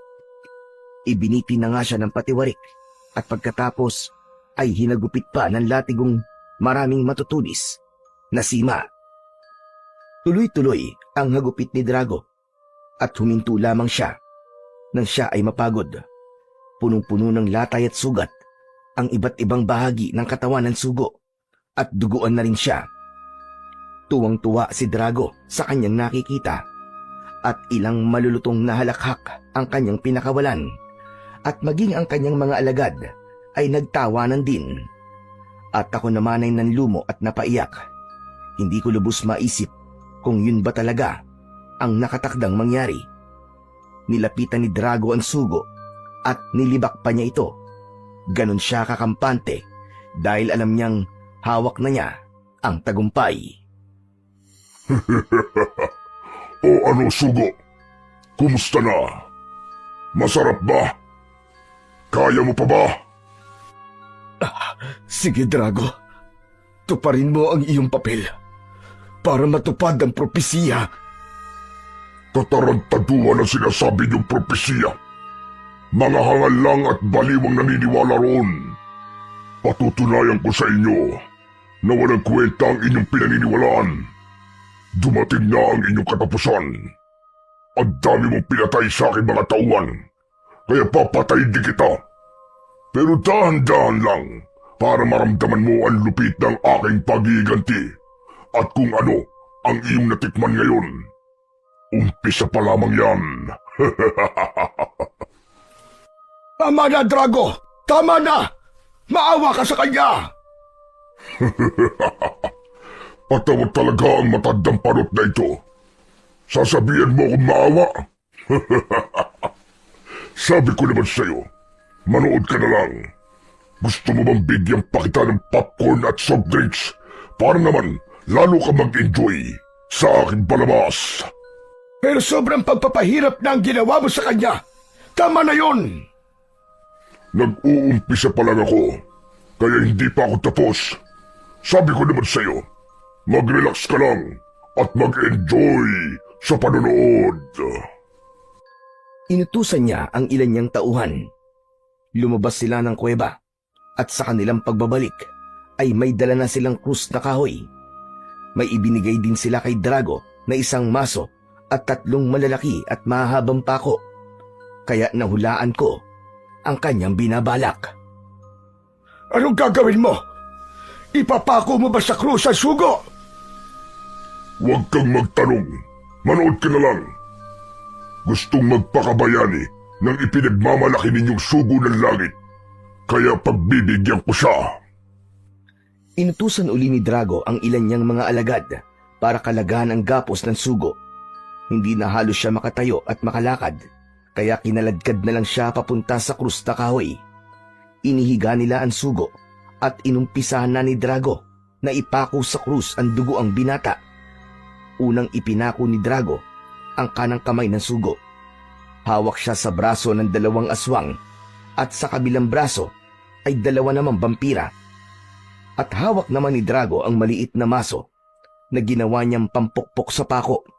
Kaya minsan pa ay ipinikit ko ang aking mga mata. Pero naririnig ko naman ang paghampas ng maso sa pako, pati na rin ang daing ng sugo.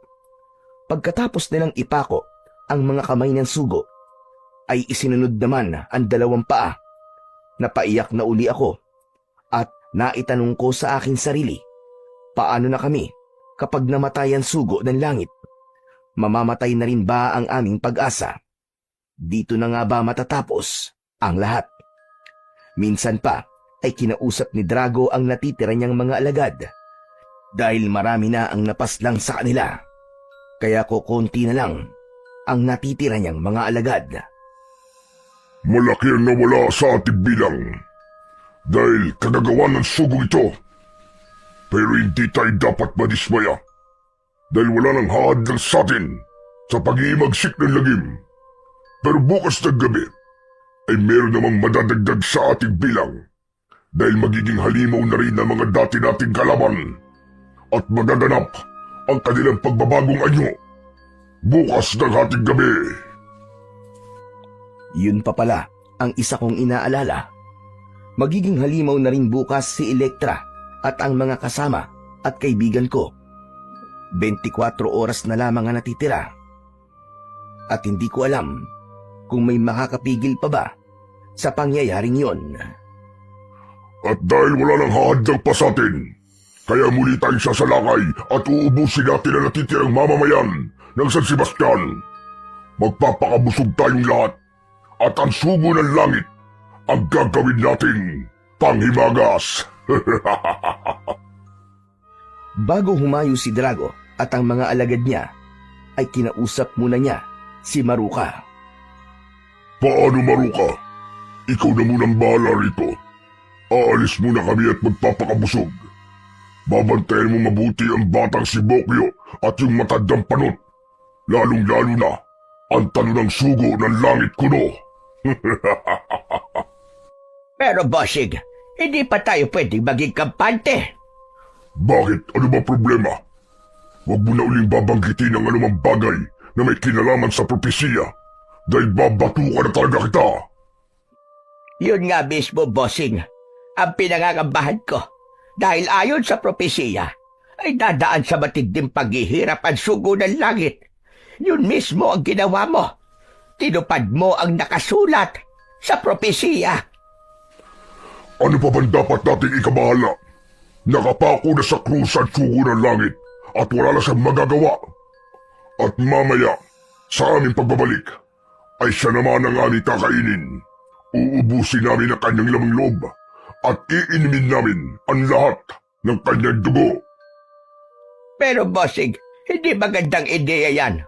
Dahil ayon sa propesiya, ay sa dugo ng sugo naggagaling ang kanyang lakas at kapangyarihan. Eh di mas maganda nga kung ganon. Lalo akong magiging mas malakas at mas makapangyarihan. Sana nga, bossing. Sana nga. Mali ang aking iniisip. Umalis na si Drago at ang kanyang mga alagad upang salakayin ang natitirang mamamayan ng San Sebastian, kaya wala na akong ibang magagawa kundi ang maghintay sa kanilang pagbabalik at saksihan ang gagawin nila sa sugo ng langit. May panahon ka pa, Maruka. Hindi pa huli ang lahat para lisanin mo ang iyong baluktot na landas. Pwede ka pang magbago. Bakit? Ano ba sa palagay mo dapat kong gawin? Ano pa nga ba? Hindi palayain mo na kami ni Bokyo, pati na rin ang sugo ng langit. Tumigil ka. Hindi ako si Raulo para gawin yon. Siguradong kasama ako sa magiging paghimagas ni na Bossing at ng mga alagad niya kapag ginawa ko yon. Huwag kang matakot, Maruka. Hindi ka nila pagtatangka ang kainin dahil masusukalan sila sa'yo. Bukod sa amoy lupa ka, maasim ka pa. Mas maasim ka pa sa sinigang. At mahihirapan silang nguyain ka dahil makunat ka na. Para ng goma ang balat mo. Pampawala ka pa nga ng gana kung tutusin. Anak ka ng 7 kuba, nakuha mo pa magsalita. At nagsalita ang hindi amoy lupa. Makunat ka na rin at expire na ang iyong dugo. Malalason lang sila sa'yo at lasang panis na ang iyong laman loob. Wala ka ng silbi, kaya malamang na ililibing ka na lang ng buhay ni Bossing. Pero hindi ka ba talaga natatakot sa sugo ng langit, Maruka? Mas marami ka sigurong alam sa propesiya, hindi ba? Sa totoo lang ay kinakabahan ako. Hindi maganda ang aking kutob. Malinaw ang nakasaad na propesiya. Ang sugo ng langit ang papatay kay Drago at sa lahat ng kanyang mga alagad. Pero hindi nakasaad kung paano mangyayari iyon. Sa kalagayan ng sugo ng langit ngayon, sa palagay mo ba, ay may magagawa pa siya? Ngunit ikaw na mismong nagsabi, ang sugo ng langit pa rin ang magtatagumpay sa bandang huli. Kaya mag-isip-isip kang mabuti kung sino ang iyong papanigan. Mukhang tumalab kay Maruka ang sinabi ko sa kanya, kaya pinag-isipan niyang mabuti kung babaligtad nga ba siya. Magagawa ba niyang traidorin ang kanyang amo? Hindi pa rin ako mapalagay. Hindi mawala sa isip ko ang nakasaad sa propesiya. Maraming ang mga hula ang natupad. At kahit isang propesiya ay hindi sumasablay. Pero may magagawa pa nga ba ang sugo ng langit ngayong nakapako na sa cross? Siguradong papatayin siya ni Bossing Drago babaya.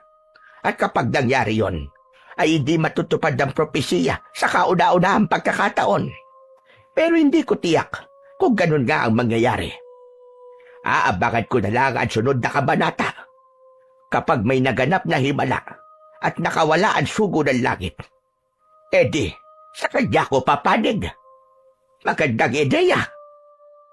Halos 1 oras lang ang nakalipas ay bumalik na kagad si Drago at ang kanyang mga alagad. Busog na busog sila dahil marami silang nabiktima. Kaya malamang bukas ng umaga ay siguradong mga kalunos-lunos na balita na naman ang kakalat sa iba't ibang panig ng mundo.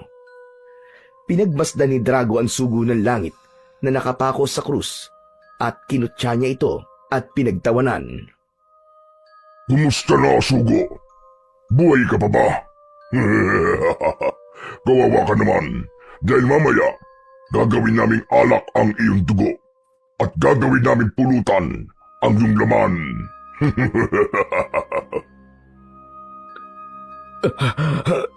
Iyon mismo ang nakatakdang mangyari. Kaya tuparin mo ang iyong misyon.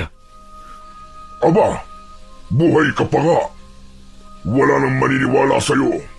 Sige nga, patunayan mo sa akin kung ikaw talaga ang sugo ng langit at tagapagligtas ng sangkatauhan.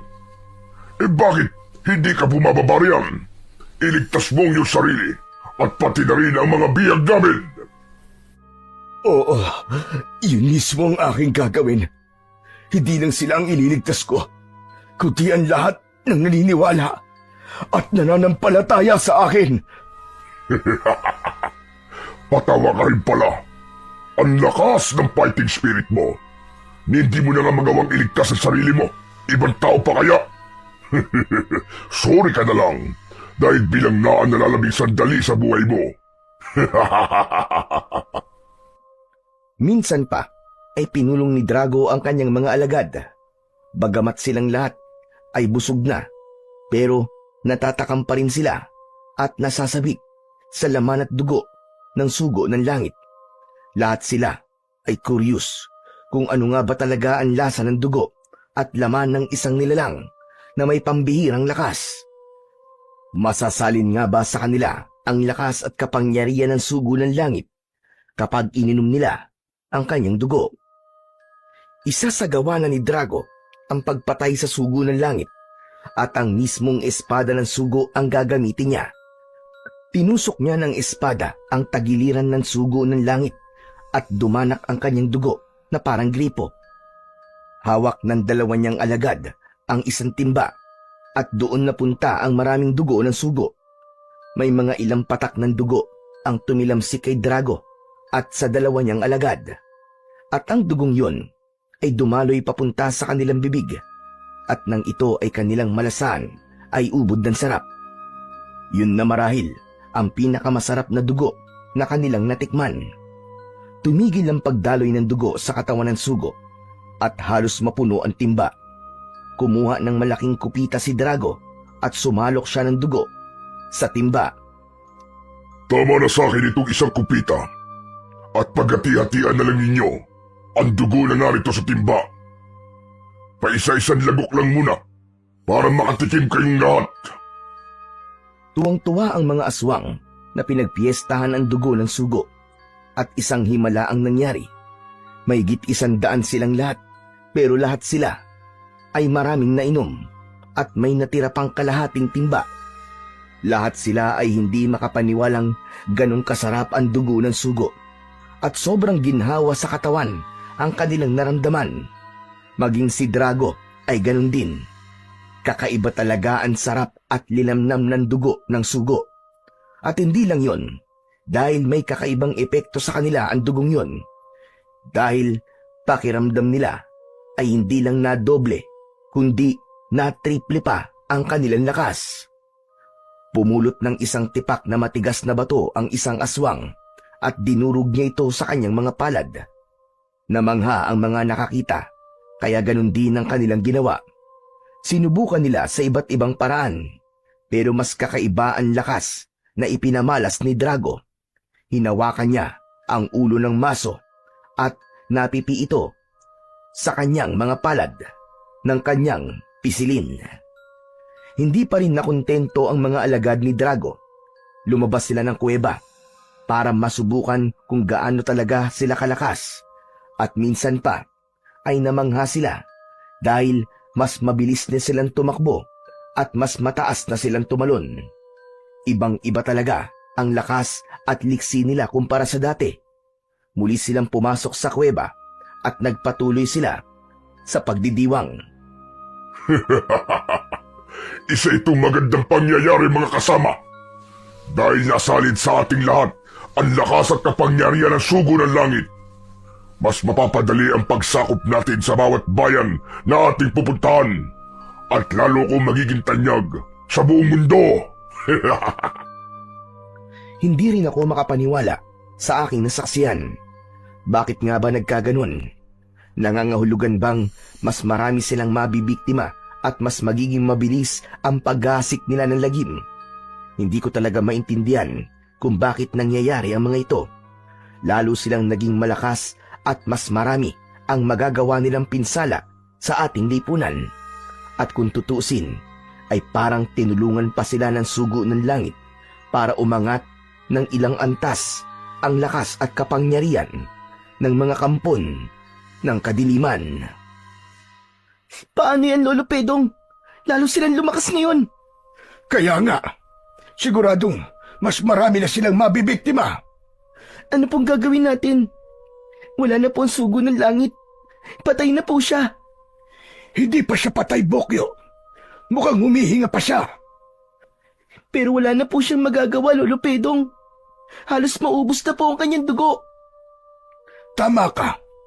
Wala na tayong ibang magagawa kundi ang maghintay kung ano ba ang ating magiging kapalaran. Kung tutusin, ay mas mabuti pa kami ni Bokyo kumpara kay Elektra at sa iba pa naming kasama dahil magiging halimaw din sila at mas gugustuhin ko pang ako ang maging biktima ng isang aswang kaysa naman ako ang maging aswang. At sa pagkakataong yon ay tuluyan na akong nawalan ng pag-asa. At bakit nga ba nagkaganon? Bakit hinayaan ng Panginoon Diyos na manaigang kasamaan laban sa kabutihan? at masakit pagmasdan ang pagdidiwang ng mga kampo ng kadiliman. Dahil sa sobrang tuwa, ay inalok din ni Drago ng dugo, ng sugo, ng langit, si Maruka. Sige na, Maruka.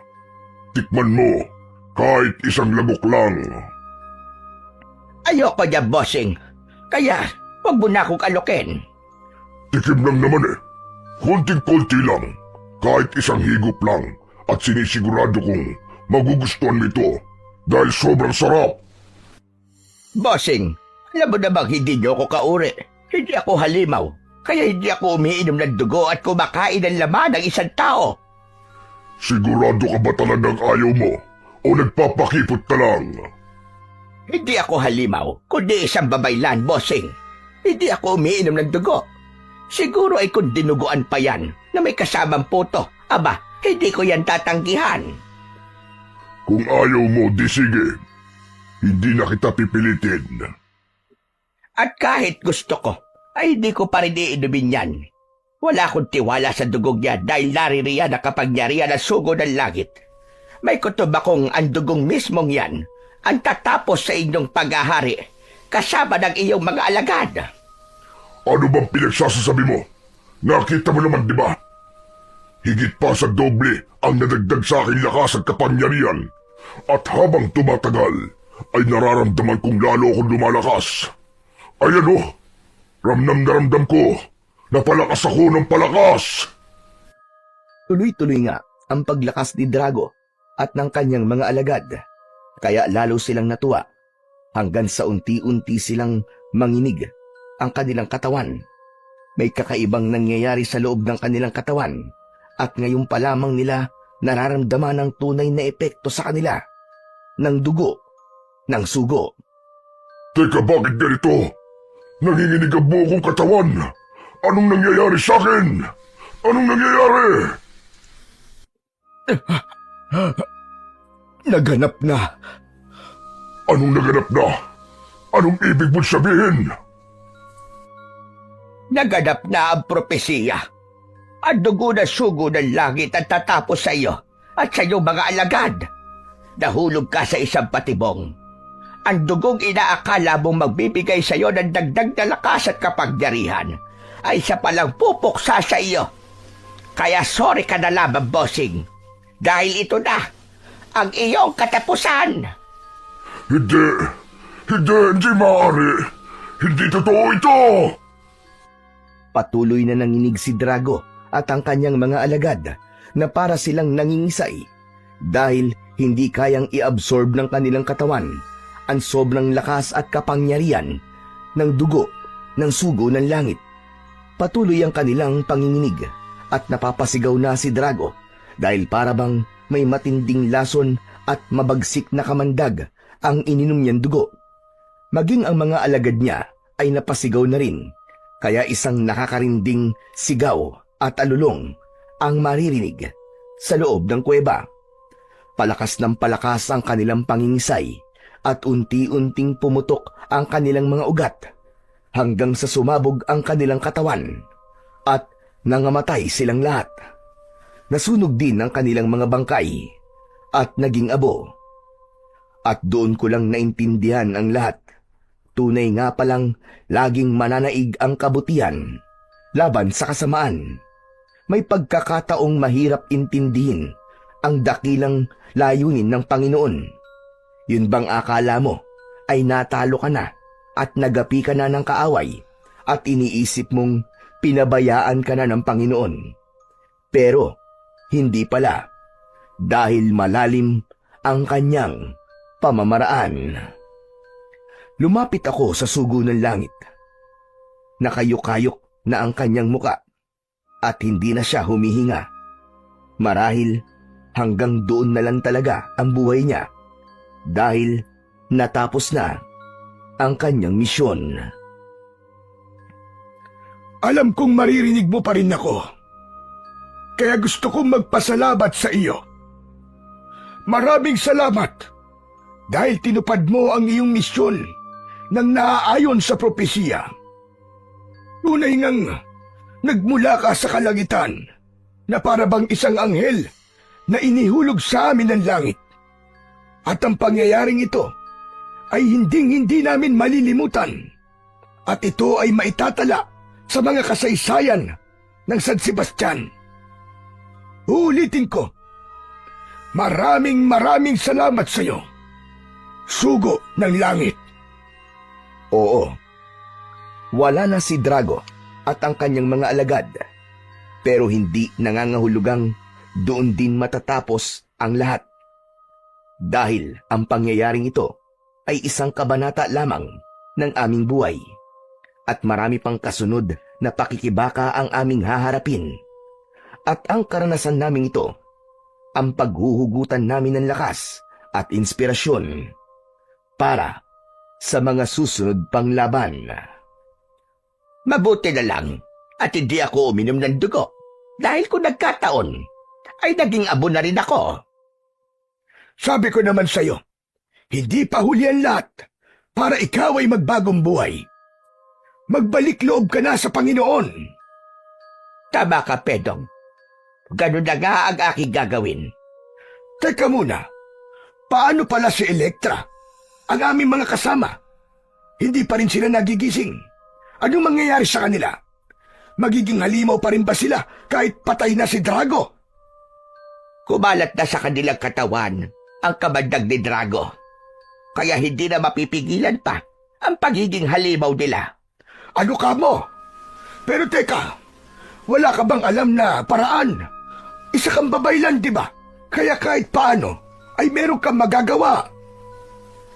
Hindi yun saklaw ng aking kapangyarihan, Pedong. Pero may naisip akong paraan.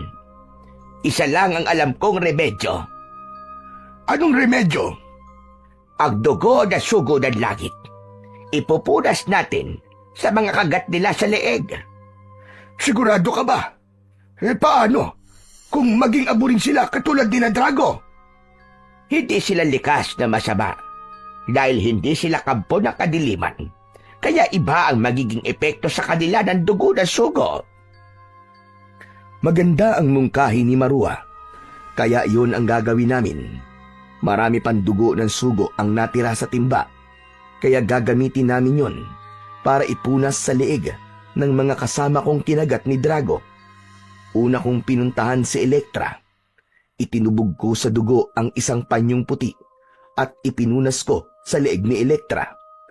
Mabilis ang naging epekto dahil wala pang 10 segundo ay unti-unting naghilom ang sugat niya sa leeg at nagising din siya. Teka, ano po nangyari, Lolo Pedong? Ay, salamat sa Diyos. Mahabang istorya. Mamaya ko na lang ikikwento. Pupuntahan ko ang mga kasama natin at pupunasan ko rin itong dugo ng sugo. Ha? Dugo ng sugo? Anong ibig niyo sabihin? Sabi ko naman sa iyo, mamaya na ako magkikwento. Halika, samahan mo ko. Puntahan natin ang ating mga kasama. Ganun din ang ginawa ko sa aking mga kasamang nakagat ni Drago. Pinunasan ko rin sila sa leeg ng dugo ng sugo at lahat sila ay nagising at ikinuwento ko sa kanila ang buong pangyayari. Binalikan namin ang sugo ng langit dahil gusto namin siyang bigyan ng isang marangyang libing. Pero isang himala na naman ang naganap dahil wala na sa krus ang kanyang bangkay. Marahil umakyat na siya sa langit dahil doon naman siya nagmula. Gutom na po ako, Lolo Pedong. Pati po ako, Lolo Pedong. Gutom na rin po ako. Aba, lahat naman tayo ay gutom na gutom. Huwag kayo mag-alala. Marami pa akong pagkain dito. Talaga? Baka naman mga laman loob ng tao ang ipapakain mo sa amin. Oo nga po, Lola Maruka. Hindi po kami kumakain ng karne ng tao. Pambihira, hindi ako aswang. Kaya hindi rin ako kumakain ng laman ng tao. Ordinaryong tao rin akong katulad ninyo. Ano bang pwede namin kainin? Kanin, isda at gulay. Pero magluluto pa ako. At pagkatapos natin kumain, ay sasama na ako sa inyo. Bakit, Maruka? Mabait ka naman talaga. Kung inaakala ninyong hindi ako mabait, edi sige. Magtiis kayong lahat sa gutom. Hindi ko kayo pakakainin. Nagtawanan ang lahat sa sinabing yun ni Maruka. At pagkatapos naming kumain, ay sabay-sabay na kaming umuwi sa San Sebastian. At dahil maraming namatay sa aming mga kamag-anak, kaya sino pa ba ang magdadamayan, kundi kami-kami rin. Sa tulong ng sugo ng langit, ay natapos ang aming pakikipagtunggali sa kampo ng kadiliman.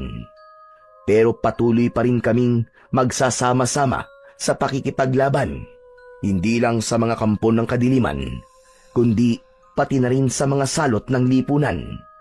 At nawa, ang aming kasaysayan ay maging inspirasyon sa inyong lahat, dahil alam kong meron din kayong hinaharap na iba't ibang laban. Kailangan lang ninyong magtiwala sa Panginoong Diyos at magtiwala rin kayo sa inyong sarili. Kaya ninyo yan. Hanggang sa muli, marami pong salamat sa inyong pakikinig.